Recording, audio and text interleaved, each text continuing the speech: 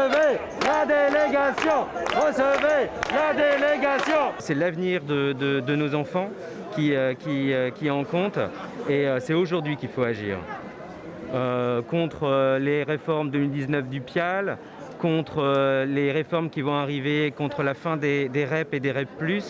En école primaire, on n'a pas d'enseignants remplaçants, enfin pas assez. Au collège-lycée, c'est juste catastrophique. On est là aussi parce qu'on n'a pas assez d'AESH, les anciennes AVS. Donc c'est eux les assistants c'est eux ce qu'on appelle les aidants humains. Pour les élèves en situation de handicap. Et ça aussi, c'est problématique, que ce soit en maternelle, en école primaire, en classe Ulysse, en collège, en lycée.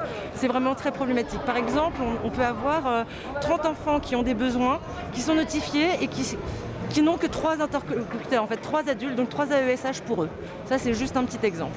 Et le rectorat ne nous répond pas ni par téléphone, ni par mail. Et il faut cesser cela, il faut engager un dialogue avec eux, il faut qu'ils nous répondent. Et quand un instituteur pose 3 mois avant un congé pour maladie, il n'est pas remplacé. Et à un moment donné, s'il n'est pas remplacé, c'est des enfants qui n'ont pas d'éducation.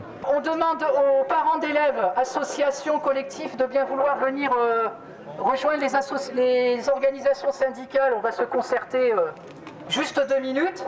Il est clair qu'on ne peut pas accepter une réponse comme celle-là. On va exprimer les revendications par les cahiers de revendications et par les slogans. On ne va pas s'en laisser compter et on va voir, c'est une décision qu'on va prendre je pense maintenant, mais il faut revenir et le plus vite possible.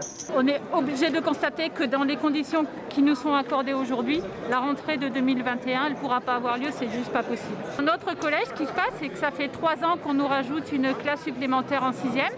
Ça fait 3 ans, du coup les enfants ont grandi, ça veut dire qu'on a de plus en plus de classes dans l'établissement qui lui n'a pas grandi. Ça génère des problèmes de toutes sortes. Aussi bien des problèmes liés à la vie scolaire qu'à la cantine, que le quotidien, que la gestion des classes, que l'impossibilité de travailler en demi-groupe, voilà. Et les problèmes, voilà, toutes les infrastructures ne suivent plus. Alors on rafistole avec des bouts de ficelle. Alors oui, dans notre établissement, on a dû renoncer à l'accueil des élèves primo-arrivants de l'espace Saint-Gor. On les a délocalisés. On a juste déplacé les élèves ailleurs. Mais voilà, pour nous faire un peu de place. Cette année, ce qu'on va faire pour anticiper l'année prochaine, c'est qu'une salle de réunion a été séparée en 2 et puis au miracle, ça fait 2 salles de classe. Il nous manque 2 heures pour fonctionner l'année prochaine en demi-groupe. Les enfants sont 30 par classe. À 30 par classe, on ne fait pas des travaux pratiques.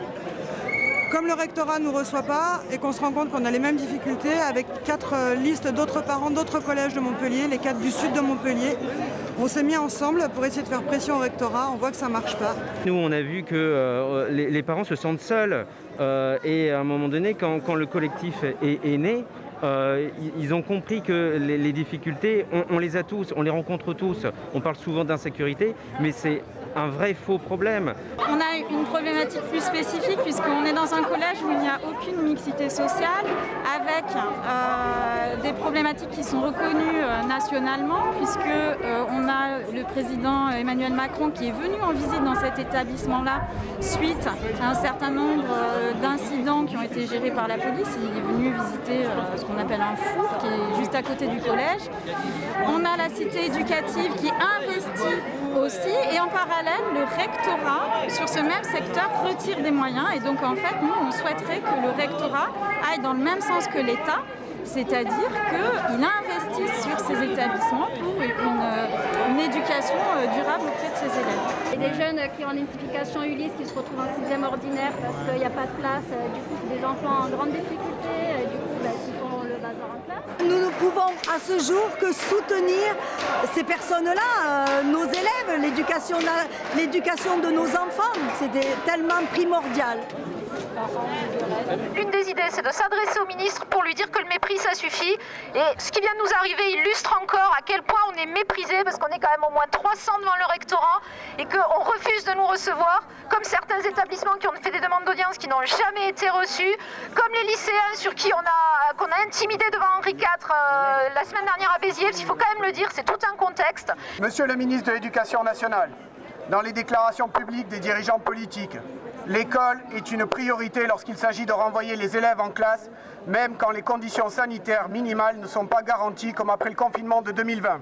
Dans la situation actuelle, élèves comme enseignants auraient besoin de meilleures conditions de travail pour l'année 2021-2022 pour répondre au retard pris dans les apprentissages du fait des mesures sanitaires qui ont dû être prises durant les 2 dernières années scolaires. Hélas, l'an prochain, nous n'aurons pas de meilleures conditions de travail.